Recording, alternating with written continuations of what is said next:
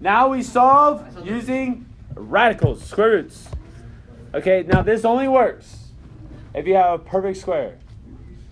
Most of the time you cannot have an x term. Like the regular trinomials that you have, if there's an x term, you cannot use this way. And I'll show you what you do if you do have an x term, if you do want to use square roots. But these ones are perfectly set up for you.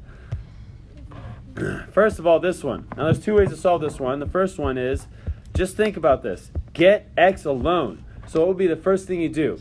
Get rid of that 4, right? Right. And so you divide both sides by 4, and you get x squared equals 3. And then, how do you get rid of this squared?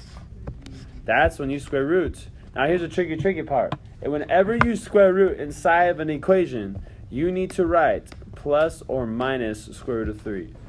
Or plus or minus. Okay? So this is our answer. If you did the quadratic formula on this, this is actually what you would get. You would get plus or minus the square root of 3. There is another way to solve this one, and it's unique because, and you could do this because it's unique. You see this 4? Is that 4 a perfect square? Yeah, so you could just square root it right now. And you could write 2x equals plus or minus, what is the square root of 12 simplified? It'd be the square root of 4, square root of 3. It'd be 2, square root of 3. Because the square root of 4 is 2? Yes. Okay, then you would have to divide by 2. So see how we still get the same thing? Still plus or minus square root of 3? Kind of annoying, but there's two ways, and I don't want to cut you guys short on that one. I want you guys to see all of them. Now look at this one right here. That is a perfect square right there. How do I know it's a perfect square? Because it has a squared right there.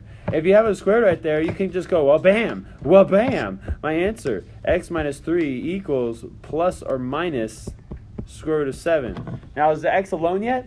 No, but we did get rid of the squared. And so we're closer to our answer. So we have to add 3 to both sides. I cannot add 3 to this because it's a radical. So my answer is 3 plus or minus square root of 7. Now, I don't know about you, but I think it's fascinating that I can use the quadratic formula and still get the same answer. But that's just me. I find things fascinating that you guys think are dorky.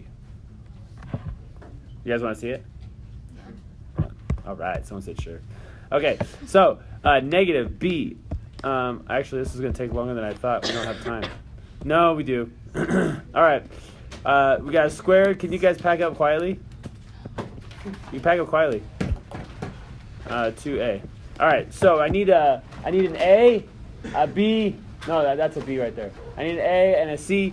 Okay. So first thing I'm going to do, I'm going to take this right here, and I'm going to have to make it equal 0. So it says x minus 3 squared minus 7 equals 0. Okay. Look how nasty this looks.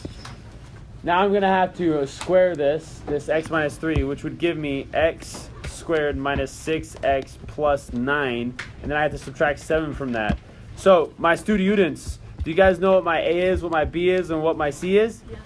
All right, so I did all this stuff right here. Is 9 minus 7 too? Yes. All right, so what is my b?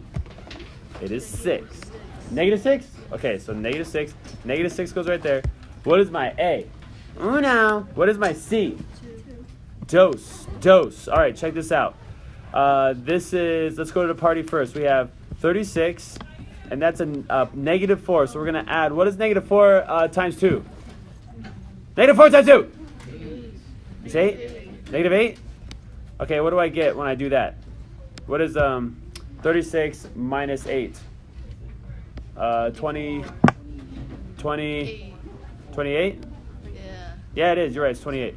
Okay, and that's a positive right there. So we got positive 6 plus or minus square root of 28 divided by 4. Okay, wait a second. Can I simplify this? You did that wrong.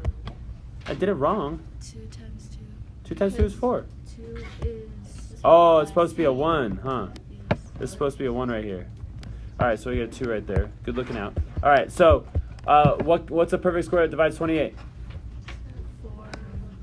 4 times 7. So I have 6 plus or minus 2 square root of 7 divided by 2. And what happens to this 6 and this 2 when I divide it by 2? Do I get this? Yes. Oh, snap.